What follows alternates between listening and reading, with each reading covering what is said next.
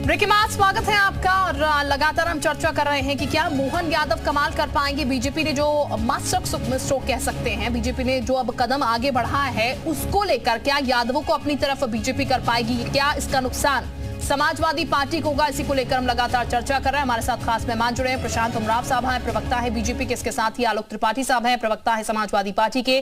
कप्तान सिंह यादव है हमारे साथ, प्रदेश अध्यक्ष हैं यादव महासभा के। और सुनील अरगवंशी साहब हमारे साथ थे, प्रवक्ता एसपी के। इसके साथ ही अरविंद जयतिलक साहब हमारे साथ हैं, राजनीतिक विश्लेषक।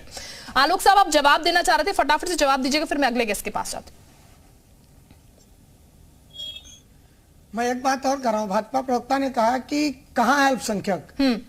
इससे पूर्व की सीटों पर जावेद अली जी ऑलरेडी हमारी विधान प्रतिनिधित्व कर रहे हैं अल्पसंख्यक सभा का और अल्पसंख्यक समाज का, और पिछड़े समाज का आदरणीय प्रोफेसर रामगोपाल जी पूरी पुरजोर तरीके से सदन के अंदर पिछड़े समाज की बातों को रखते रहे हैं। दूसरी चीज, इन्होंने कहा यादव समाज में सिर्फ सैफई परिवार।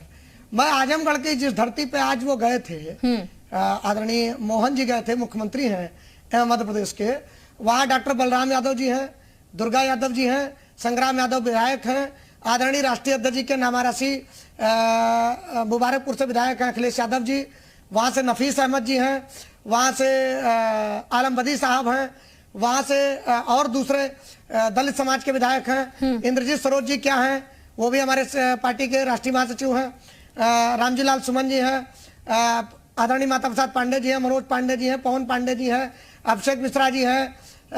वैश्य समाज में जाइए तो आपके आलोक रंजन साहब हो गए। तमाम ऐसे लीडरान हैं जो अलग अलग समाजों से आते हैं। और समाजवादी पार्टी में अदर पिछड़ा हो, अगड़ा हो, अल्पसंख्यक हो, सबका बराबर सम्मान रहा है, बराबर भागीदारी रही है। जिसकी जितनी इस समय हिस्सेदारी है उसकी उतनी भागीदारी ऑलरेडी नेताजी ने पहले से डिसाइड कर रखी है। ठीक है, चलिए आप ये चीजें सुनिश्चित कर रहे हैं, लेकिन एक सवाल का जवाब और दे दीजिए मुझे जरा आलोक साहब। बीजेपी जो है वो तो अपनी रणनीति बनाने में जुट चुकी है और अक्सर बीजेपी रणनीति अपनी पहले से ही बना लेती है, ये देखने को मिलता है। जैसा कि बीजेपी रणनीति अभी कर रही है, मोहन यादव पहुंच चुके हैं और आजमगढ़ तो आप लोगों का गढ़ माना जाता है और अभी यादव को गढ़ को ही टारगेट किया जा रहा है क्योंकि वहां ही अब सभा कुछ होंगी आगे।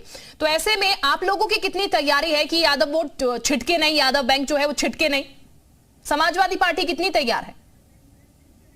देखिए, मैं एक बात कर रहा हूं, समाजवादी पार्टी पूर्ण रूपेण तैयार है। समाजवादी पार्टी यादव समाज से नहीं, समाजवादी पार्टी पहली बात तो समाजवाद की विचारधारा पे चलती है जिस पर सभी जाति, धर्म और समुदाय भरोसा करते हैं, एक बात।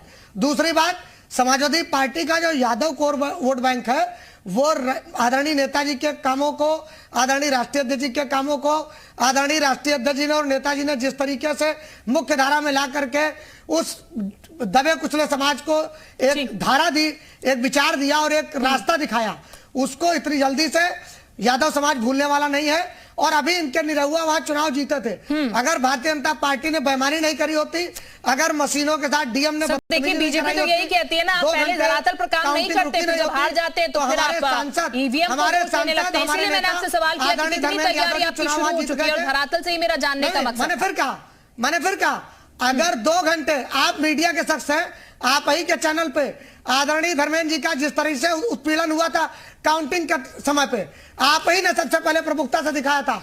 ये जी न्यूज चैनल है जिसने आदरणीय धर्मेंद्र यादव जी के सबसे पहले प्रमुखता से दिखाया था। दोनों पक्ष दिखाते हैं, इसलिए हम दोनों पक्ष दिखाते हैं कि सच्चाई क्या है, प्रत्याशी है। बिल्कुल, दोनों पक्ष हम इसीलिए दिखाते हैं कि सच्चाई क्या है, जनता भी डिसाइड कर सके। चलिए आलोक साहब, मैं आपके पास आऊंगी वापस, हमारे साथ और खास मेहमान भी जुड़े हैं, उनका भी जरा हम रुख कर लेते हैं। यादव साहब के पास भी हम जरा चलते हैं। कप्तान सिंह यादव साहब हमारे साथ हैं।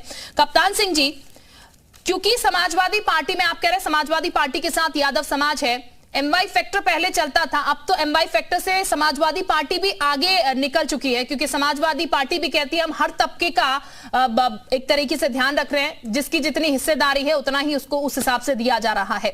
यादवों का ही उतना उत्थान जो है वो अब हो पाएगा क्योंकि बीजेपी जो एक नई राह लेके चल रही है। भले ही एक सेट वोट बैंक है यादवों का जो समाजवादी पार्टी को पड़ता है, लेकिन क्या परिस्थितियां बदल नहीं रही? क्योंकि हमने 2019 में भी देखा, 2022 में भी देखा और यादव वोट छिटका है। सर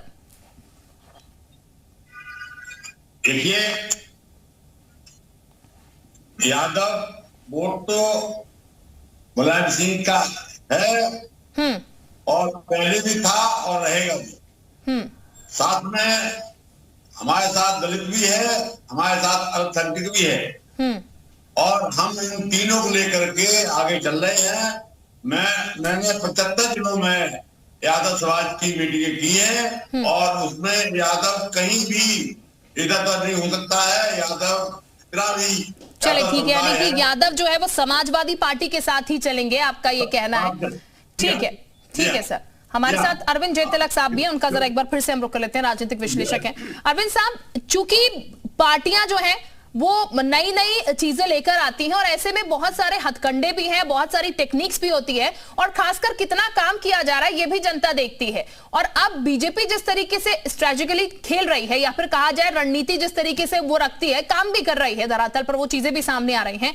तो क्या सर अब यादवों का वोट छिटकने का जो डर है वो समाजवादी पार्टी को नहीं लग रहा है? क्योंकि समाजवादी पार्टी के प्रवक्ता तो कह रहे हैं हमें कोई डर नहीं है, अब यादव हमारे साथ ही हैं और यादवों के लिए हमने काम भी किया है। लेकिन हमने पिछले चुनाव के नतीजों में देखा है कि इसका असर जो है कहीं ना कहीं, इसका इंपैक्ट जो है वो जरूर देखने को मिला है। लोकसभा चुनाव में इसका कितना इंपैक्ट होगा सर?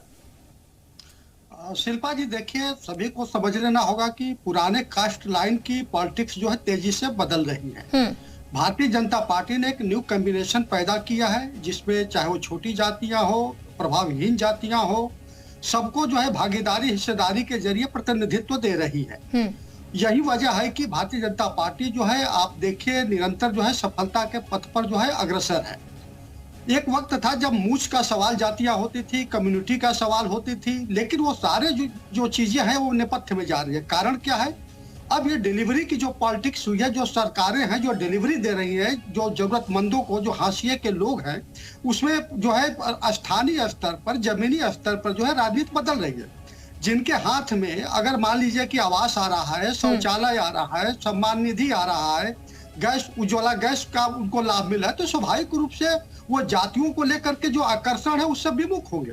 उनके लिए वो देख चुके हैं, यह देश जो है 7.5 दशक से जातियों की राजनीति के प्रभाव में रहा है।